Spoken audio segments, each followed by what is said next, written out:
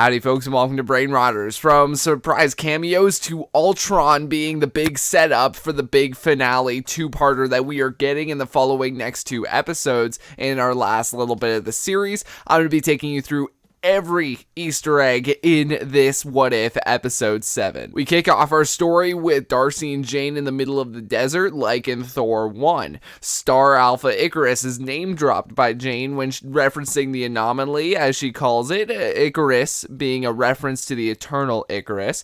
We see a guy dressed as Elvis like you would at any Las Vegas boulevard. You see the Warriors 3 and Lady Sif many times throughout the episode. We see Loki messing around with Thor, as the Watcher says their childhood taught Thor many lessons, which you'll remember from Ragnarok. Thor tells the story when Loki stabbed him after pretending to be a snake. So this is just another one of those occurrences. In this universe, Laufey is reunited with Loki instead of Odin taking him in Thor 1. We get a similar scene of the Odin sleep occurring from what we saw in Thor 2011 after Odin had that heart attack when Loki yelled at him. The fake infinity gauntlet can be seen when Thor and the Warriors are traversing Odin's treasure room. You can hear Thor when yelling, "Party on Midgard!" He slams his beer glass on the ground, obviously a callback to the iconic another scene where he does the same thing to a coffee mug.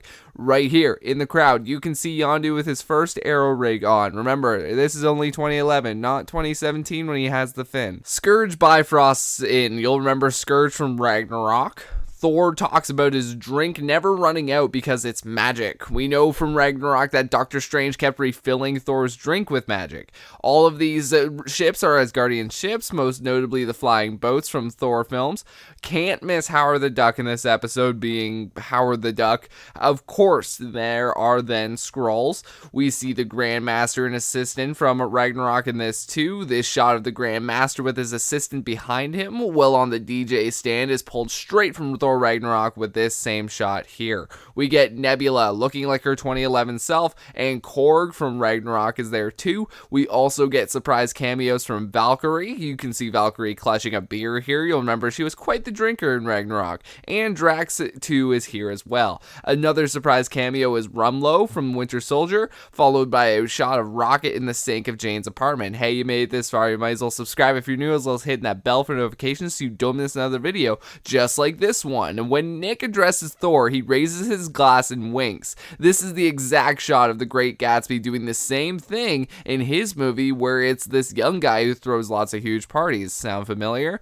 Thor calls Rocket a little rabbit, which you'll remember Thor calls Rocket in Infinity War rabbit. We then get a nice surprise cameo from Coulson. Maria uses the beeper from Infinity War. I mean, they even keep it in the same briefcase. We get to see the Sovereign cameo in this episode too, which was hilarious.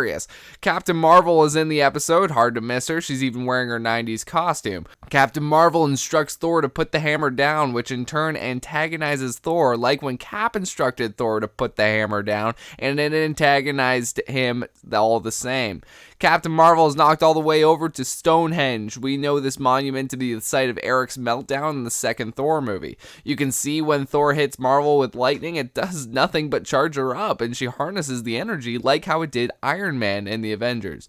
You can see the Ragnarok Junkers from Sakaar to the left here. So with Captain Marvel being stuck on the ground by Thor's hammer, it reminds me of the time where Brie Larson said in an interview that Captain Marvel could lift Thor's hammer. Well, I guess this is definitive proof that she can't. Fury apparently said that Marvel's cat could devour whole armies. He's talking about his experience with Goose being a flurkin. A few minutes later, we see Surtur flirting with the Statue of Liberty, Surtur being from Ragnarok. You got the robot women from the Party Planet in Guardians 2. You can also see Mantis in the crowd, almost filling up our Guardians roster of cameos.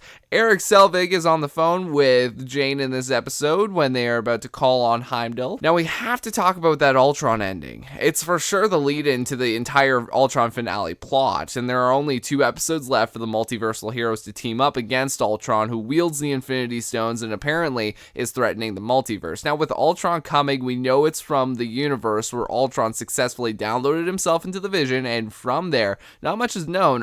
Ultron's Earth being in the apocalypse apocalypse, meaning that he successfully dropped Sokovia and wiped out the planet, except for Black Widow, who's still running around. What's interesting is, why would he come to the other dimensions? Why come to alternate universes throughout the multiverse? Ultron isn't a conqueror outside of achieving world peace, or maybe in his universe, Tony programmed him to not only strive for world peace, but intergalactic and multiversal peace, and that could mean to Ultron doing what he did to Sokovia. And why bring an army when he has all the Infinity Stones? Now, that I don't quite understand. Why not snap his fingers and have the entire multiverse bend to his will?